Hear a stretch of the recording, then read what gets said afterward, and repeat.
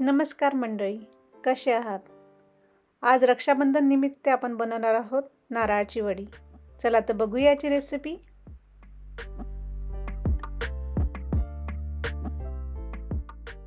आपण बनवतोय नारळाची वडी. त्यासाठी लागणारे साहित्य खालीलप्रमाणे आहे.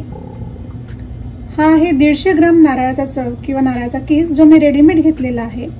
त्यानंतर घेतले आहे 1 कप साखर, 1 कप दूध, 1 मोठा चमचा तूप आणि विलायची पूड. चला तर आपण वळूया आपल्या कृतीकडे. आता सर्वप्रथम मी 1 चमचा तूप टाकून घेते.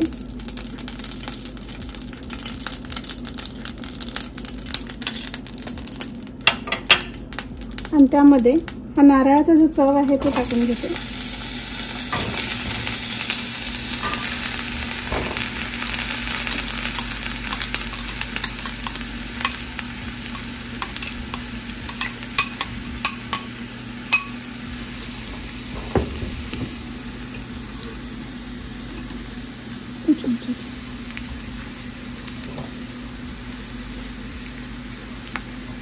हा फ्रोझन याचा चव असल्यामुळे बराच वेळ बाहेर काढून ठेवलं होतं फ्रीजमधून, पण तरी थोडासा हा फ्रोझन असल्यामुळे थोडा टफ असतो, तर त्याला नरम व्हायला थोडा वेळ लागेल.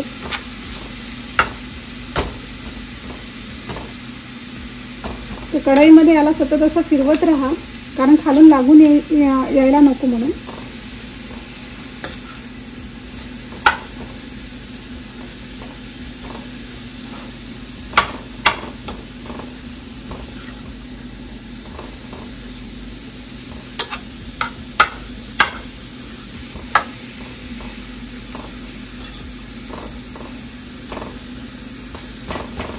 आता हा फ्रोझन खोबऱ्याचा चव आहे तो एकदम सॉफ्ट झालेला आहे.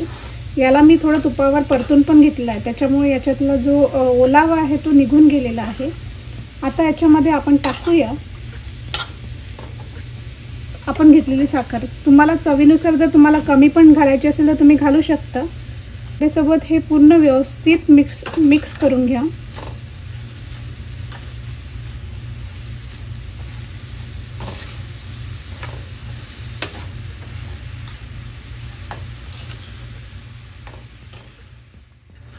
आता ही साखर जी आहे ही आपल्या खोबऱ्याच्या चवीमध्ये पूर्णपणे मिक्स झालेली आहे.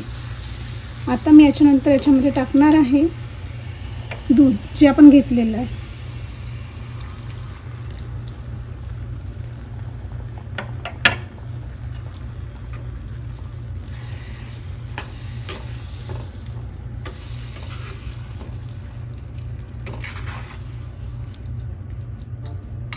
दूध घातल्यामुळं या बर्फीला जे आहे ते सॉफ्टनेस येतो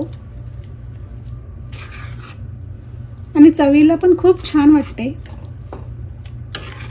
तर हे दूध याच्यामध्ये पूर्ण आटून घेण्यासाठी पण सतत फिरवत राहायचं.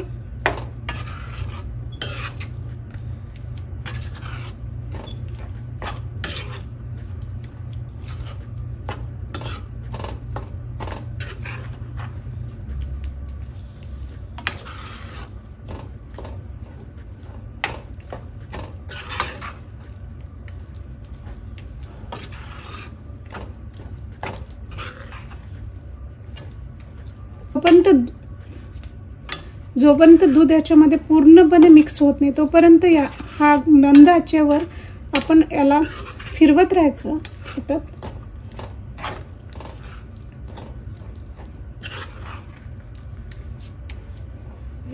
जवळपास 20 मिनिटं झालेले आहे.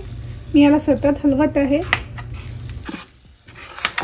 आता आपलं मिश्रण ऑलमोस्ट झालेलं आहे. यामध्ये मी ही विलायची पूड टाकून घेते.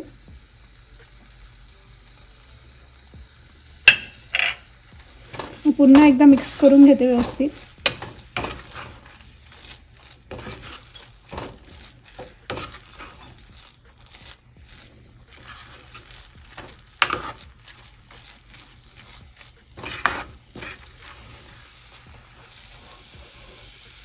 आता गॅस बंद करून घेते.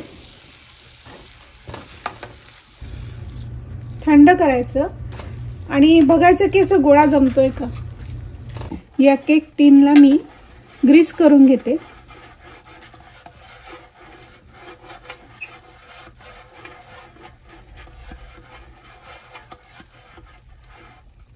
व्यवस्थित ग्रीस झालेला आहे. या ट्रे मध्ये मी पिस्त्याचे तुकडे स्प्रेड करून घेते. आता या ट्रे मध्ये मी हा जो वडीचं मिश्रण पसरून घेते.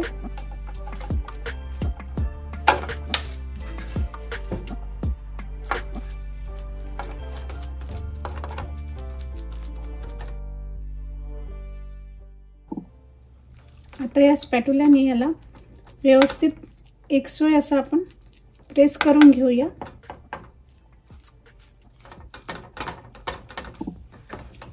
आता हे एकसोय केलेलं आहे, एकसंग केलं आहे. आता याला थोडं थंड होऊ देऊ आपण 10 मिनिट्समध्ये. नंतर याच्या वड्या पाडायला घेऊ.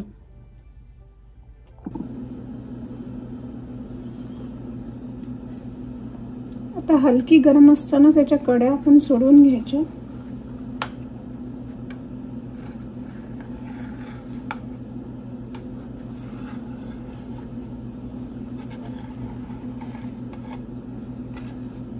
आणि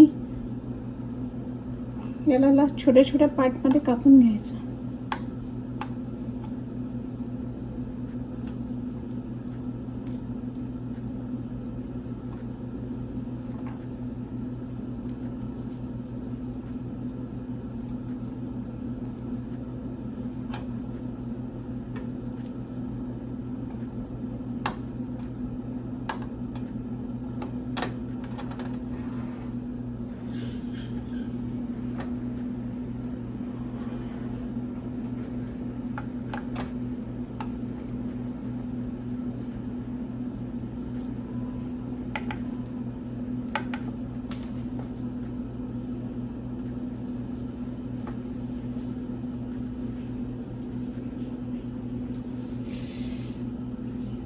अशा प्रकारे या वड्या काढून घ्यायच्या आणि याला थंड होऊ द्यायचं. आणखी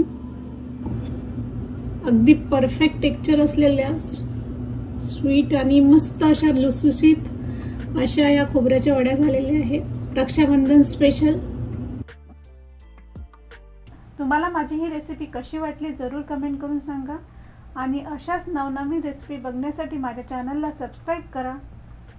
आणि हो, तुमच्या फ्रेंडला शेअर करायला विसरू नका. धन्यवाद. हॅपी रक्षाबंधन.